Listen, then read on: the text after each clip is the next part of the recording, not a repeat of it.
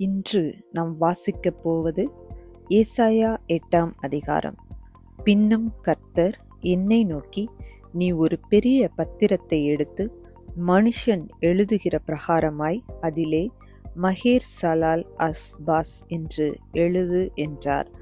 அப்பொழுது நான் உண்மையுள்ள சாட்சிக்காரராகிய ஆசாரியனான உரியாவையும் பெரகியாவின் குமாரனான சகரியாவையும் அதற்கு சாட்சிகளாக வைத்து கொண்டேன்.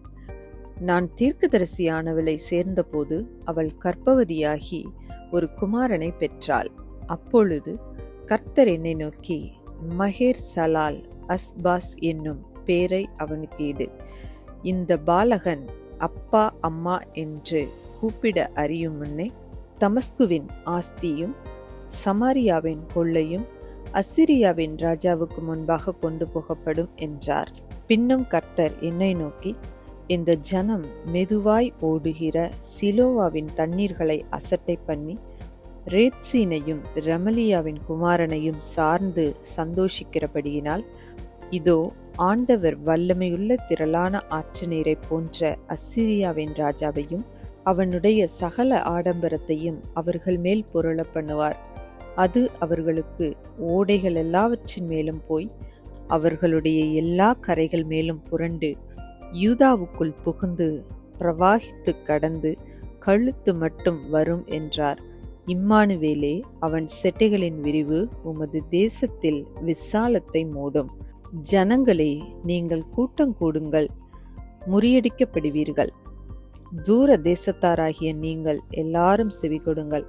இடைக்கட்டிக் கொள்ளுங்கள், முறிந்தோடுவீர்கள். ஆலோசனை செய்யுங்கள், அது அபத்தமாகும். வார்த்தையை வசனியுங்கள், அது நிற்காது. தேவன் எங்களோடே இருக்கிறார்.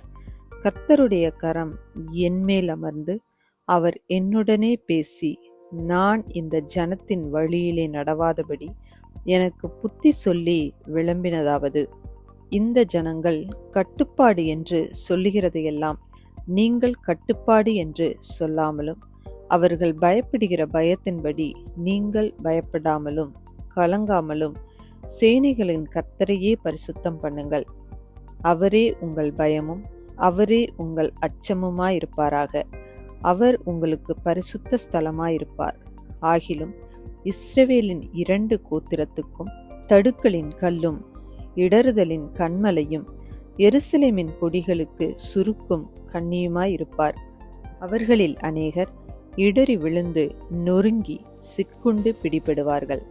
சாட்சி ஆகமத்தை கட்டி என் சீசருக்குள்ளே வேதத்தை முத்திரையிடு என்றார்.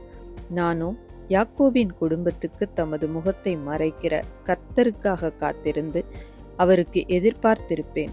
இதோ, நானும் கர்த்தர் எனக்கு கொடுத்த பிள்ளைகளும் சீயோன் பர்வதத்தில் வாசமாயிருக்கிற சேனைகளின் கர்த்தராலே இஸ்ரவேலின் அடையாளங்களுக்காகவும் அற்புதங்களுக்காகவும் இருக்கிறோம். அவர்கள் உங்களை நோக்கி அஞ்சனம் பார்க்கிறவர்களிடத்திலும் முணுமுணென்று ஓதுகிற குறிக்காரரிடத்திலும் விசாரியுங்கள் என்று சொல்லும்போது, ஜனங்கள் தன் தேவனிடத்தில் விசாரிக்க வேண்டியதல்லவோ? உயிருள்ளவர்களுக்காக செத்தவர்களிடத்தில் விசாரிக்கலாமோ? வேதத்தையும் சாட்சி ஆகமத்தையும் கவனிக்க வேண்டும். இந்த வார்த்தையின்படியே சொல்லாவிட்டால் அவர்களுக்கு விடியற்காலத்து வெளிச்சமில்லை. இடுக்கண் அடைந்தவர்களாயும் பட்டினியாயும் தேசத்தை கடந்து போவார்கள். அவர்கள் பட்டினியாயிருக்கும்போது மூர்க்க வெறி கொண்டு தங்கள் ராஜாவையும் தங்கள் தேவனையும் தூஷிப்பார்கள். அவர்கள் அன்னார்ந்து பார்ப்பார்கள், பூமியையும் நோக்கி பார்ப்பார்கள். ஆனாலும் இதோ, இக்கட்டும் அந்தகாரமும் இருக்கும். இடுக்கத்தால் இருளடைந்து அந்தகாரத்திலே தள்ளுண்டு அலைவார்கள். இந்த வீடியோ உங்களுக்கு பிடித்திருந்தால் லைக் பண்ணுங்க, உங்க ஃப்ரெண்ட்ஸுக்கு ஷேர் பண்ணுங்க.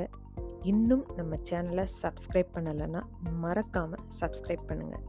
சைடில் இருக்கிற பெல் ஐக்கானை ப்ரெஸ் பண்ணுங்க. மீண்டும் சந்திப்போம். நன்றி.